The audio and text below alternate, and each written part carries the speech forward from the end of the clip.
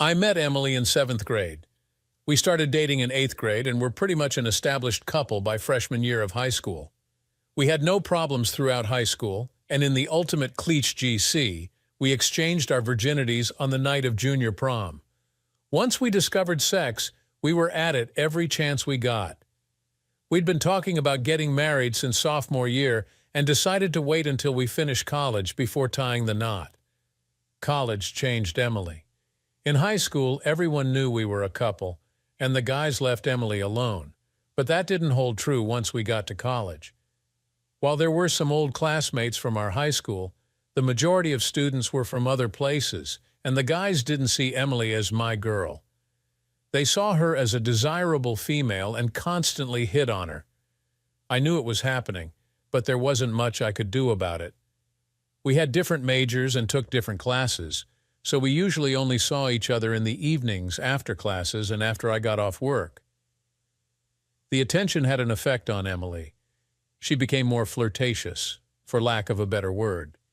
Several times I saw her walking with other guys, smiling and talking with them, but I was on the other side of the campus and she didn't notice me. Twice, I took a shortcut through the student union on my way from one class to another and saw Emily in the cafeteria, once with a guy and once with two of them. It never registered with me until much later that I never saw her with other girls. It was always with guys. It never worried me. We were a couple, right? We were in love, right? We were planning on getting married, right? So nothing to sweat, right? She was a great-looking girl, so naturally she attracted guys, but she was mine, and she proved it every night when we got together. 4 years later, we graduated, found jobs in our fields of study, got married, and began a life of wedded bliss. I was the poster boy for fat, dumb, and happy for almost 6 years before the balloon popped. It was an accident that brought about my rude awakening. I was sitting at my desk at work when Sarah from the mailroom put some files in my inbox. I picked up the top one and started going through it. I wondered why it had been routed to me since it concerned an account that Jake Carlson was handling. Jake was an old classmate from high school and college. I was halfway through it when I spotted a major error. A quick calculation in my head told me that the projections were off almost 4 million. I was reaching for my calculator to work out the exact figure when Jake came rushing into my office and asked if I had seen the file. I've got to make copies of it and be ready to give the Astratech people a presentation in half an hour. I have the file right here. I don't know why I have it. I guess someone wanted me to look it over, so I did, but I don't think you want to present this to Astratech. I showed him what I'd found, and even though I know it is usually only a figure of speech, I swear his face went white. Jesus, Tom, this could have cost me my job. I need to do a quick rework on it. He took the file and hurried off. It was a Thursday, and Emily always had to work late on Thursdays to get payroll out for the Friday payday. So I did my usual and hit Tony's bar after work for his half-pound ground round and a couple of beers before heading home. I just finished my burger and was starting on my second beer when Jake came in, saw me, and joined me in my booth. He ordered a beer from Lisa and told her to give him my bill. It's the least I can do after you saved my job today. I didn't argue with him over it since it wasn't big money. We sat and talked about work for a bit, and then some "have you seen so-and-so?" and a little of "have you heard what so-and-so did?" And then Jake turned my world upside down and inside out. I have to ask you this, Tom. It's none of my business, and I know it. But you're a nice guy, and I really like you. I'd like to know why you put up with Emily. I don't know what you mean, Jake. Why do you let her screw around on you? What the hell are you talking about? He took one look at my face and swore. Oh, you didn't know? He started to get up, but I grabbed him and pulled him back down. No, you don't. You don't drop a bomb like that on me and then get up and run. Sit back down and spill it. He sat down and said, I don't know what to say, Tom. Just tell it, Jake. Just spit it out. I thought you knew, Tom. I mean, it has been, 10 years and you don't know? My God, Tom, how could you not know? Know what, Jake? That Emily is a cheating slut. I just stared at him, unable to ask a single question. I'm sorry, Tom. I wish I'd never opened my mouth. I shook off my mental paralysis and said, But you did, Jake. So now you have to finish it. How do you know and how long have you known? I've known since our senior year in high school, And I know because I'm one of the many who did her. I was stunned by the information, but I had a crying need to know. Start at the beginning, Jake, and don't leave anything out. Please don't leave anything out. The story that unfolded was shocking to me, not only the content, but the fact that it had been going on for over 10 years, and I hadn't had a clue, not even a whisper of one. 2 weeks after the junior prom, Jake had gone over to his cousin's house. As was his habit, he just walked into the house and headed for Greg's bedroom, where he knew Greg would be on his computer.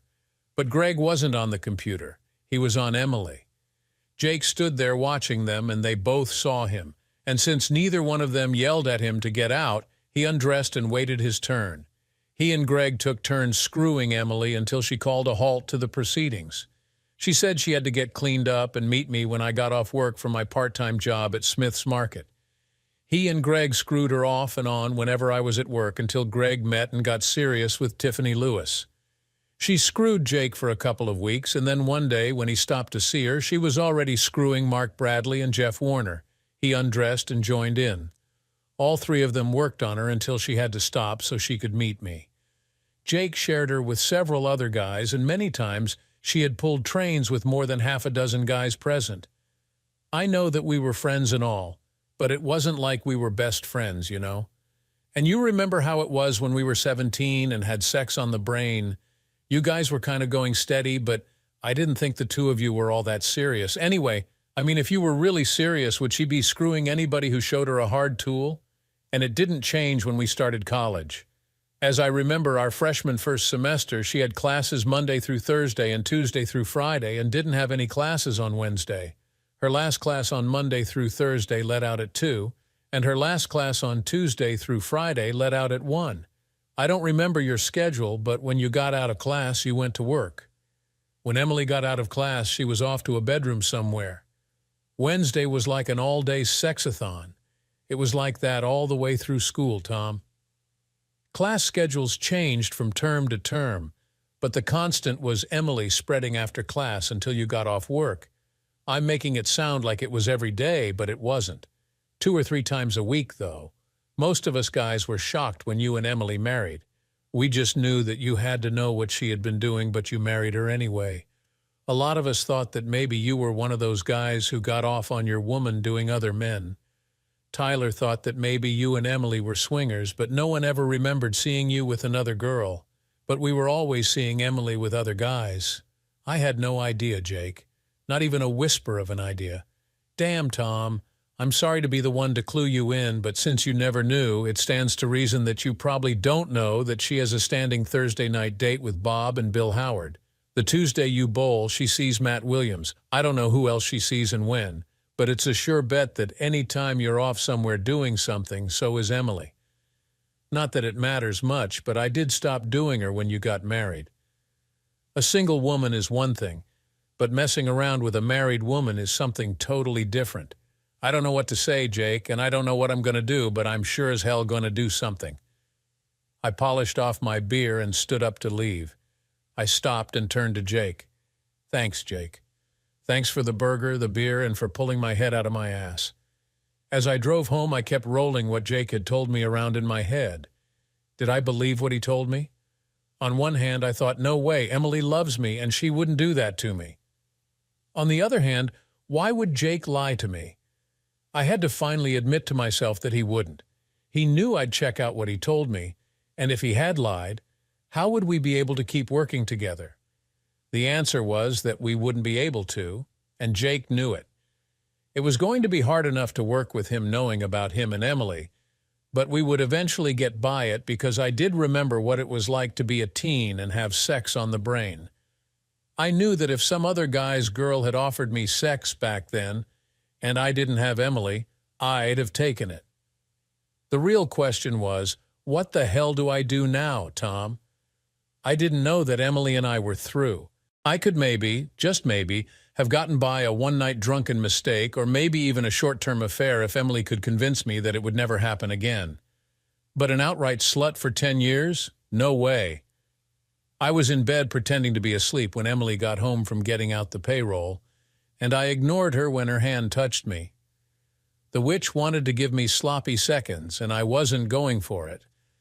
Admittedly, I'd been getting them for years, and it hadn't killed me, but I didn't know it at the time. I did now, though, and the touch of her hand on my body made my skin crawl. For the first time ever, I didn't get an erection when Emily handled me. I was up before Emily in the morning, and I had the coffee on and was reading the morning paper when Emily came down. "What happened to you last night? I came home horny and eager and you were already in bed. That isn't like you, Tom. Something I ate didn't agree with me, and I was feeling poorly, so I went to bed early. Well, I certainly hope you're better today. I'm going to need you to do double duty tonight to make up for last night." As soon as I got to work, I called Felix Matter. Felix was a friend from high school and now an attorney practicing corporate law, whatever that was, and I asked him to recommend a take-no-prisoners divorce lawyer. What does that mean? It means that what I'd hoped wasn't true is, but you were looking for a divorce lawyer, means that what I thought you and Emily had is not what you and Emily have, and that you have finally found out about her. What did you think we had, an open marriage of some type? How else could Emily do what she was doing and still be with you? I mean, it was obvious to everyone that you were devoted to her, and how could that be unless you were okay with what she was doing? Believe it or not, Felix, I had no clue as to what she was doing until yesterday. Felix was silent for a couple of seconds and then said, "Give Tom Sweet a call and tell him I sent you." I called Sweet and told him that Felix recommended him, and he told me that he could see me that day if I could be there at 1. I told him I could make it, and I did. Sweet told me that my options ranged from an amicable split to an Attila the Hun scorched earth policy.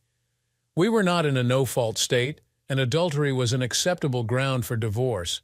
But to go for a divorce using adultery as grounds, you need to have irrefutable evidence. Hearsay won't do it. How do I get the evidence that I need? He took a card out of his desk and handed it to me. It read, Gaston Marshall, private investigator. His office is just across the street. If you want, I can give him a call and see if he can get you in right away. Please do. I want to get this over with as soon as possible. Go ahead and start the divorce paperwork, and I'll get the evidence to you as soon as I get it. Sweet made the call, and 10 minutes later, Gaston Marshall was telling me what we needed to do. Unfortunately, one of the things I needed to do was act completely natural around Emily, and not give her any reason to suspect that I wasn't still the clueless fool she was accustomed to. And as distasteful as it may be to you, Marshall said, it means no changes in your routine. If you have sex 3 or 4 times a week, you have to do it. If you are usually the instigator, you will need to do it. Just remember that you are no longer making love, you are just getting your rocks off. Do not do anything that might make her change her routine in any way. It is important to us, and what we want to happen, that she be clueless about the fact that there has been a change in your relationship. I went back to my office and bit the bullet and called Emily at work. It was our habit to go out for dinner every Friday night and for breakfast every Sunday morning. So when I got her on the phone, I asked her if Tony's was okay for dinner, and she said it was. While I was eating my veal marsala and Emily was working on her rigatoni and sipping white wine, employees of Marshall Investigations were placing wireless cameras and listening devices in the house. As I took a sip of my Merlot, I was running over Marshall's words to me. It is natural that you will try to spot the hidden cameras, but you have to fight the urge. If she notices you doing it, there is a chance that all of our efforts will be wasted. The other thing you will need to do is force yourself to act natural in the bedroom. And that is not going to be an easy thing for you to do unless you are a born exhibitionist. The system is sound and motion activated, and you will be on camera. Knowing that it is likely that some of my employees will see you, you cannot let that inhibit you. There is a switch that will allow you to turn off the system when you are at home, but experience has shown that most will forget to turn the switch back on when they leave the house. My advice to you is to leave the system alone and try and pretend that you are a spicy star at work making a sex tape. After dinner, I asked Emily if she wanted to go for a few drinks and maybe some dancing, and she told me, "No, we need to get home so you can make it up to me for letting me down last night." On the way home, she slid over next to me, unzipped my pants. "Drive carefully, sweetie. Don't hit anything that might make me bite off your meat." In my mind, what she was doing was not something special for me, but what she had done with 100 other men over the last 10 years. But disgusted as I might be with Emily, human nature took over a couple of minutes into things, and my body liked it and wanted her to continue on and get me off. Soon I was done, and I turned into our driveway. Emily then told me to hurry up and get up to the bedroom. I couldn't follow Marshall's advice. No way could I act natural knowing that I might be screwing for an audience. It was going to be a chore just trying to act natural as I screwed Emily, so I went to where I was told the switch would be and shut the system off. I left my cell phone on the seat of the car, knowing that when I saw it when I went to leave the house, it would remind me to turn the system back on. I don't know if it registered on Emily or not, but I didn't make love to her that night I drilled her. Unfortunately, once was not enough, and I had to perform 2 more times before Emily would let me go to sleep. I got up in the morning and dressed to go for my morning run, and before I left, Emily reminded me that she wouldn't be there when I got back. I'll be having my hair done, but should be home by 2. I had always wondered why her hair appointment took from 9 in the morning until 2 in the afternoon. Emily said that it was because she got to gossiping with the other regulars and usually ended up going to lunch with them. It could even be the truth, but after what I'd recently found out, I was thinking that she probably met one of her sex buddies either before or after getting her hair done. On my way out, I turned the switch for the system back on. I doubted that anything would happen while I was on my run, but I needed to get into the habit of making sure that the system was on when I wasn't home. The switch only shut off the cameras, the listening devices, and the phone tap were always on. I did my usual 5 miles, and when I got back to the house, I went down into the basement and opened up the cabinet above my workbench. It's where I told Marshall to put the recorders. I figured that it was the best location since Emily rarely went into the basement and almost never went into my work area. There were 2 receivers in the cabinet, one for the listening devices and phone tap, and the other for a DVD recorder that received the input from the wireless cameras. I checked the recorder for the phone tap and had my suspicions confirmed. "Hello, good morning, lover. Are we still on for today?" "You bet." "The wife took the kids to the zoo, so we have until 5 tonight. You know I can't stay that long. I need to be home by 2. Any later and it might get Tom wondering. He has already questioned the fact that I don't get home until 2. Then skip the hair job and get over here so we can make it happen." "Yeah, sure." "Then what do I tell Tom when he asks why I've been gone so long and my hair hasn't been done? I want more time with you too, baby, but we have to settle for what we can get." I recognized the man's voice. It was my cousin Jim. I was steaming when I went back upstairs, wondering how many of my other relatives she had screwed or was screwing. I was able to get my anger under control by the time Emily got home from her hair appointment and was able to hold it together. An hour after she got home, I faked a fall down the basement stairs and told Emily that I'd hurt my back. Must have pulled a muscle or something. That took care of having to screw her for the next couple of days at least. Monday, I called Emily at work and told her that I was going to be going out of town on Tuesday and would be gone until Friday, and that I'd be home in time to take her out to dinner. There was no trip, of course. It might be a wasted 3 days, but I didn't think so. I traveled on average once a month, and Emily was always home when I made my nightly check-in phone call. Since my calls were at regular times, anywhere from 7 to 10, I doubted that she waited for my calls and then went out. So if she was cheating around on me as much as I had been led to believe, she was probably doing it on our bed as I was talking to her. That was my hope anyway. If she was and the cameras caught it, I would have what my attorney wanted in the way of irrefutable proof for the divorce action. That evening, Emily wanted to make love. "I need something to hold me for the 3 nights you will be gone." Yeah, right, I thought. Fortunately for me, at least, my back was still hurting, so I had to beg off. Tuesday morning, Emily kissed me goodbye and suitcase in hand. I left the house for my business trip.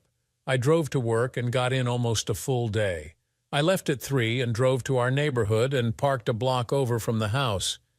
Using my laptop, I punched in a code that Marshall had given me that activated the software he had loaded onto my computer. A few keystrokes, and I was listening to the recorder on the phone line. "Hello. Hey, sexy hunk, it's me. What's up? Hubby just left on a 3-day trip. You ready to spend 3 fun-filled nights with me?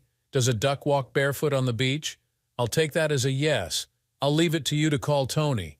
I've got to get out of here and get to work. I'll be home by 6. See you then." I shut down the computer and called Tom Sweet and told him to have the papers ready to serve by Thursday, and then I told him how I wanted it done.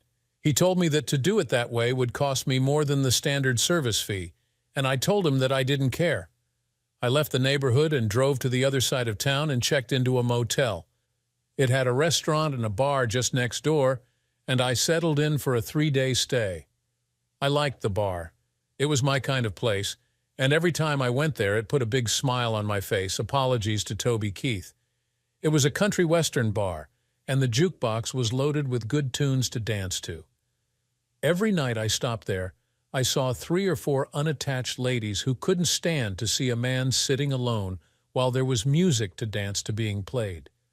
The first time I was there, I was sitting at the bar nursing a long neck when a great-looking redhead came up to me and said, "Come on, sugar, they're playing our song." She took my hand, pulled me off the bar stool, and led me out onto the dance floor. As I took her in my arms and started the waltz, she said, "Don't get the wrong idea, sugar. I'm not looking for anything. I just love to dance, and you were there." Her name was Rhonda, and after the dance she invited me to join her and her 2 friends, Laura and Shelby, at their table. I spent until 10:30 taking turns dancing with them, and then I told them I had to call it a night. "Maybe we'll see you again," Rhonda said. "We are in here 2 or 3 nights a week. I'm just next door in the motel, so it is likely that I will be in here the next 2 nights. I went to bed in a good mood for the first time since my talk with Jake. The next afternoon at 3, I was parked a block over from the house and watching what the wireless cameras had picked up the night before. The 2 guys who joined Emily in the bedroom were young guys. They were at least 6 years younger than Emily, and I wondered if it was youthful exuberance that Emily was after. The content was nothing exceptional, it was just plain sucking and screwing. Although it was a bit strange seeing my wife double-teamed, the visuals of Emily screwing the 2 guys didn't really interest me. What I wanted was the audio. I was surprised at what I heard, or, more to the point, what I didn't hear. I expected to hear Emily ridiculing me and my lovemaking skills, or lack thereof, but she never did. It was the same Wednesday. The only time I was mentioned was when one of the guys said that he wished they could get together more often. Emily told him that she was sorry, but that I had first call on her time. What I did pick up was Emily telling them that they had to be out of the house by 6 in the morning. "None of the neighbors are early risers, so I need you to be gone before they get up and see you leaving." Both Wednesday and Thursday morning they left the house right at 6, and I assumed that it would be the same on Friday. I called my attorney and had him change the serving of the papers until Friday at 5:45. Friday morning I was parked just down the street from the house. At 5:55 the front door opened and the 2 guys came out. They turned to say goodbye to Emily, who was standing just inside the door, and that is when they saw the man standing just off to the side. He stepped in front of the open door, served Emily, and then turned and walked away, leaving Emily and her 2 sex buddies looking at his back. I pulled up in front of the house and honked the horn to make sure that I had Emily's attention. Then I waved bye-bye and drove off. In the papers that were served on Emily was a letter from me to her. It basically said that I never wanted to speak to her again unless it was in the presence of our attorneys. I didn't want to know why. I didn't want to hear that she loved only me, and it was just meaningless sex with the others. I didn't want to hear that it wasn't what I thought it was, and I didn't want to hear that we could get by it because of our love for each other. I didn't want to hear any of the garbage that cheaters come up with to try and excuse their actions when they get caught. Of course, Emily paid no attention to the letter, and 15 minutes after I had pulled away from the house, my cell rang, and it was Emily. I let it go to voicemail along with the next 7 calls from her. When I got to work, I told my secretary that I had left Emily and not to put any calls from her through. I had another thought as I was opening my office door and turned back to her. "Another thing, Martha, if she shows up here, please tell her that I'm not here. Tell her I've gone to meet with a customer." Martha stuck her head in the door 5 minutes later. I talked to Iris at the front desk. "If your wife shows up, she will call me and stall your wife to give you time to get out the side door. You can go to the cafe and have coffee until she leaves." I thanked her, and as she went back to her desk, I thought, not for the first time, that a good secretary is a priceless thing to have. Emily called my cell 17 times that day, and I didn't take any of the calls. At lunchtime, I called my dad and brother and let them know what was going on. I told Dad to tell Mom and asked her to refrain from trying to get me to sit down and work things out with Emily, and he told me that he would see what he could do.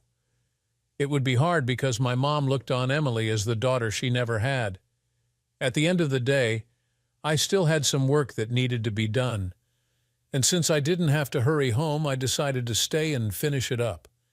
At 5, Martha told me that she was leaving and would see me in the morning. "And by the way, your wife called 5 times before noon, and each time I told her that I had instructions not to put her through to you. I think she finally got the message since she hasn't called since." I finished around 7, and when I got to the lobby, of course, Iris was gone, and Hank, our night watchman, was sitting at the reception desk. He saw me and said, "Hot time on the town tonight with the missus? Why would you think that? She's out there waiting on you. We are getting a divorce, Hank, and she wants to talk. And I don't. If she knocks on the door, don't open it, and if she uses the intercom, tell her that you were alone in the building and that when you came to work, there was a note in the turnover log that my car was in the lot because I couldn't get it started, and that the towing company would be here in the morning to take it to the shop, okay?" "Do, no problem, Mr. Burns. Sorry to hear it. Divorces ain't no fun. Know that 'cause I've had 2 of them. I'm going out the back door to avoid her." I went out the back door, went around the block, crossed the street, and walked down the alley to the back door of Dave's Diner, then went in and took a seat. I sat where I could see Emily waiting by my car. I ordered the special and kept an eye on her while I ate. I was halfway through my dessert when she went up to the building and pressed the call button on the intercom. Hank apparently told her what I'd asked him to because she went back to her car and left. I finished dessert, had 1 more cup of coffee, and then left. I stopped in the bar for a beer or 2, and even though there were a couple of ladies there alone hoping for a dance partner, I had my 2 beers and left. Saturday morning was a busy one for me as I ran around and did all the things I should have done before serving Emily. I just hoped that I wasn't too late and she hadn't gotten around to doing what I should have done. I hit the bank and cleaned out all the accounts, took the certificates of deposit and my personal papers out of the safe deposit box, but left all of Emily's stuff in it. I took off my wedding ring and dropped it in the box for her to find. I hit the Waffle House for breakfast, and while there, I used my cell phone to call and take care of the credit cards. There were only 2 that were joint, and I canceled them both. That left me with a Visa and an American Express that were in my name only. Emily also had 2 in her name only, so all I really accomplished was making sure she couldn't run up the joint cards by taking out cash advances. When I finished breakfast, I drove back to the motel, parked my car, and called a cab to take me to the nearest Avis rental place. I rented the cheapest car they had and went back to the motel. I spent the afternoon lounging by the motel pool and reading a book. Just before I went to eat, I turned on my cell phone and checked for messages. There were 9, all from Emily. I cleared them and then turned the phone back off. I had a light dinner and then headed for the bar. The bar had a live band on Friday and Saturday, and the place was packed. I found a seat at the bar and ordered a beer. I downed about half of it when I felt a tug on my shirt. I turned and saw Rhonda standing there. "Hey, cowboy, why are you sitting here when there's a seat at our table for you? Didn't see you with the crowd and all." To be honest about it, Had I seen you, I wouldn't have intruded on you. It would have seemed like I was taking things for granted. Nonsense. Come on. I got up and followed her to her table and saw that Laura and Shelby were also there. I sat down, said hi to the girls, and then said, "There seems to be something wrong with this picture. 3 stone foxes sitting at a table alone, and you aren't swamped with guys. You had to come and get me? That just ain't right. We get a lot of attention, but it is usually from a holes. They see us here, notice the wedding rings, and think that we are here looking for some guy for the night, just sluts out looking to cheat on their husbands. We are just here because we want to dance, and only a couple of guys understand that and accept it. The rest think they're God's gift to women, and we have to fight them off. After the other night, we know that you are one of the good guys, and you have an open invitation to join us whenever you come in, and we are here. It isn't any of my business, and I know it. So feel free to tell me that, but I have to ask, why are 3 gorgeous married women spending time in a place like this without your husbands?" "It is a legitimate question," Rhonda said. "Laura's husband is in the Army Reserve, and his unit was sent to Afghanistan. She was going nuts, cooped up in her house alone, so we decided to get her out. Shelby's husband works afternoons, and my hubby is a long-haul trucker and is gone a lot, so the 3 of us banded together to keep each other company. We love to dance, and here we are. What's your story? I noticed that you had a ring on last time we saw you, and now it is gone. I served my wife with divorce papers yesterday morning and took the ring off and left it where she would find it. Do you feel that frees you up to hunt? Not in the least. The grounds were adultery, and I have no intention of doing anything that she can use for grounds in a countersuit." "Good," Laura said. "We have a safe dancing partner." I spent the rest of the evening until closing time, taking turns dancing with the 3 of them, and sharing them with the occasional guy they said yes to. Sunday, I spent a quiet day beside the pool with a book, and Monday I drove the rental car to work. My hope was that Emily wouldn't see my car and would think I was out of town again and stay away. The week went by with me getting anywhere from 6 to 10 calls a day from Emily, which I never took. Twice she called me from numbers I didn't recognize, and when I answered and heard her voice, I hung up on her. I stopped by the bar every night after dinner and had a beer or 2. Rhonda, Laura, and Shelby were there on Wednesday and Friday, and I joined them. I danced with them until 10 on Wednesday and until closing on Friday. I figured that by Saturday, Emily would have figured out that I wasn't going to talk to her. So I turned in my rental and drove my car to work on Monday.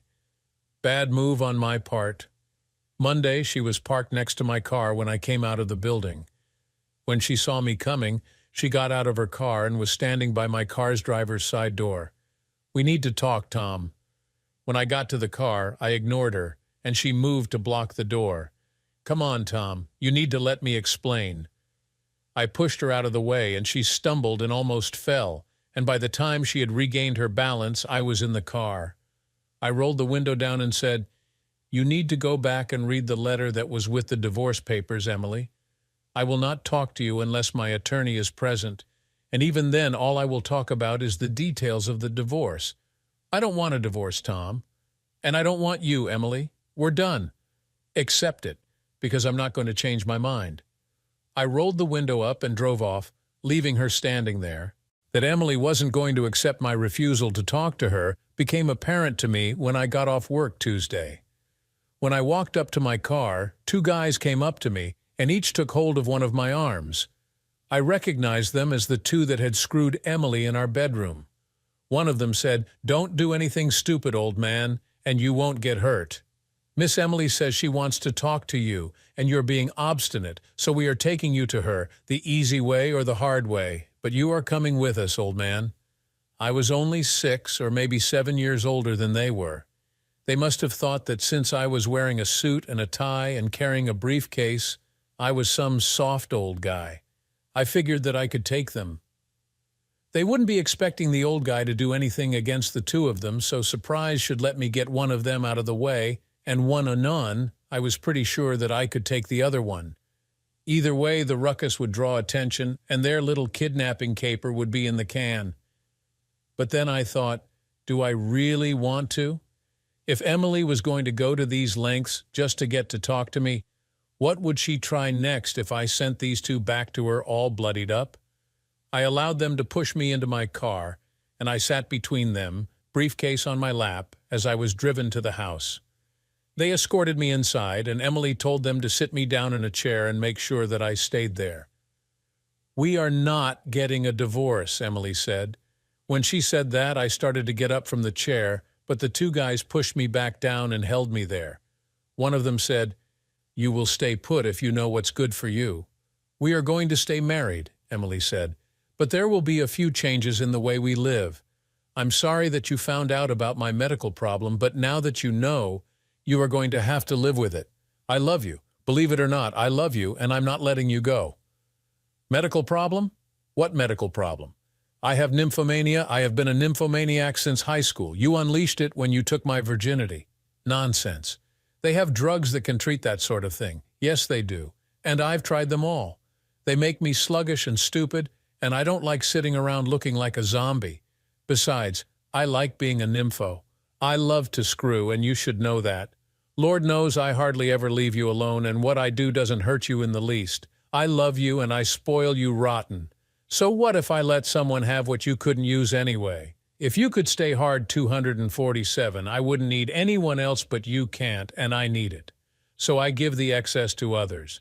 I don't love them, I love you, and I always come home to you. Here's the way it is going to be. I have written up a post-nuptial agreement where you agree to my having as many lovers as I require to keep my sanity.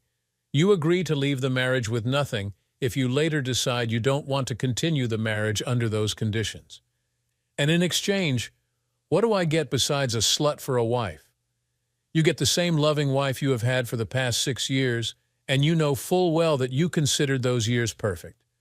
You considered our marriage and our life perfect, even though the entire time I was doing what you now have a problem with. All that is wrong now is that your ego is involved. Someone else is using something that you have always considered yours and yours alone. You just need to accept that our life will continue the same as it has for the last 6 years. You need to accept that it does not mean that you are not man enough for me. You are a marvelous lover, and you always, and I do mean always, leave me completely satisfied when we make love. You just can't do it as much as I need it. I'll tell you what, Emily, she hated to be called Emily'll sign it if you make a few changes to it. What kind of changes? You don't ever have sex with me on a day you have sex with others, and we sleep in separate bedrooms. I can't do that. I need you, and I need you in the bed with me. Why can't you get it through your thick skull that I love you, and I don't want to lose you? That's okay, Emily, don't make the changes. I didn't want to sign your so-called agreement anyway. All right. I'll make the damn changes and work on getting you back in bed with me later. I'll go to the computer, make the changes, and be right back. I tried to get up from the chair, but the two guys forced me to sit there. I told them I had to go to the bathroom, and one of them said, "Just pee your pants." "Miss Emily said to keep you in the chair, so you aren't getting up until she says so." Emily came back 5 minutes later, read the document to me, and I said, "Where do I sign?" She held out a pen, and I said, "Your two goons won't let me get up. Let him up, guys." I got up, walked over to her, set my briefcase down on the table, and took the pen from her.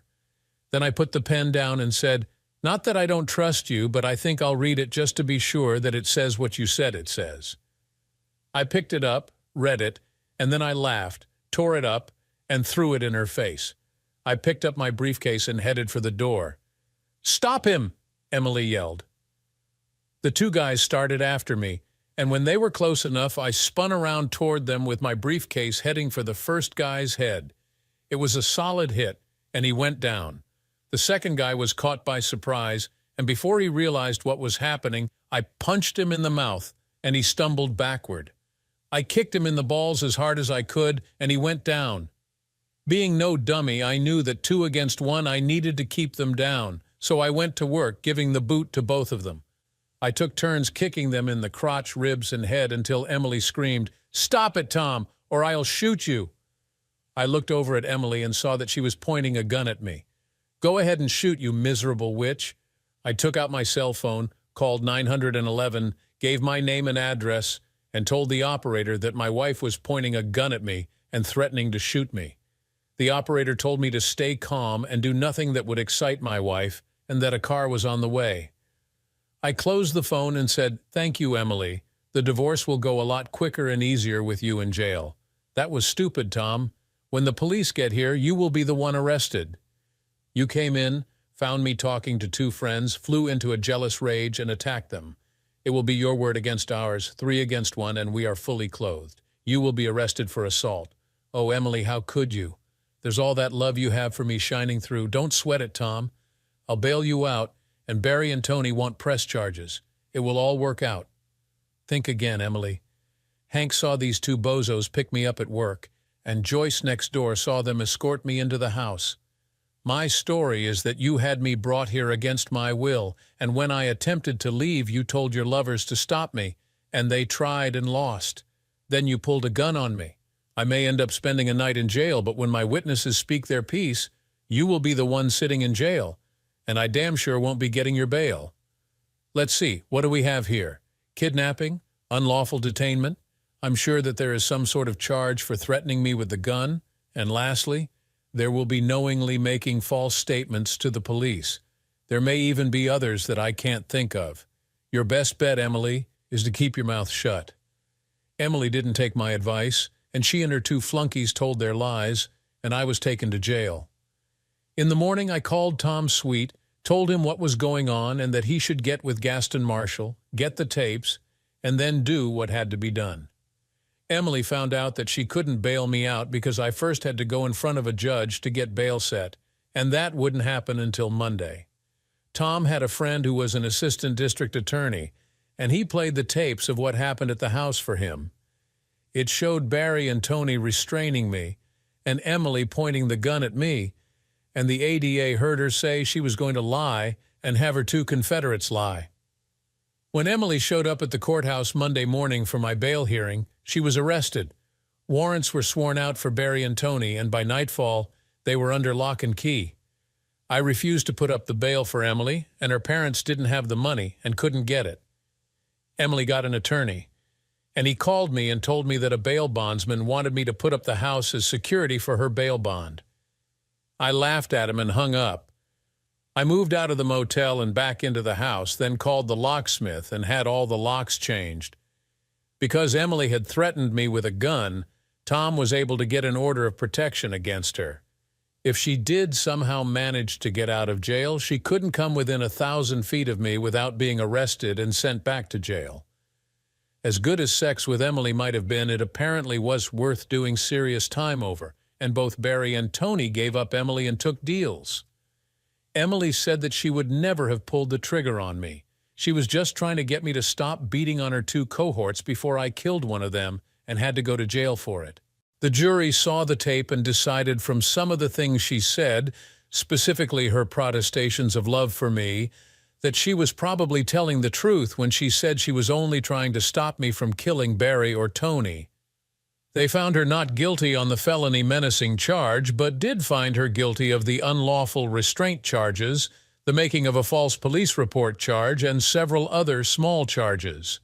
The judge gave her 9 months in the county jail and 1,000 hours of community service when she was released from custody. While she was in jail, the divorce skated through, and all I lost on the deal, besides Emily, was 20% of the equity in the house. I put the money in her account at the bank and then headed for the bar next to the motel I had stayed at. I was in luck Rhonda and Shelby were there, and I asked them to celebrate my first day of freedom with me. Laura wasn't there because her hubby was home from the wars, and they were busy getting reacquainted and playing catch-up. "So why do you want to celebrate with us?" Rhonda asked. "Because I'm taking a shot in the dark here. I saw the rings on Laura, and I can see the rings on Shelby, but you aren't wearing rings, and I see no lines on your fingers that would indicate that you ever did have them. So I am betting that there is no long-haul trucker in your life. That, and I've always had a thing for hot-looking redheads." Shelby laughed and said, "You were so busted, girl." I pulled Rhonda off her chair and led her out onto the dance floor. "Thanks for watching. What would you do if you discovered your spouse's betrayal after years of trust? Let us know in the comments below. Don't forget to like, share, and subscribe for more shocking stories.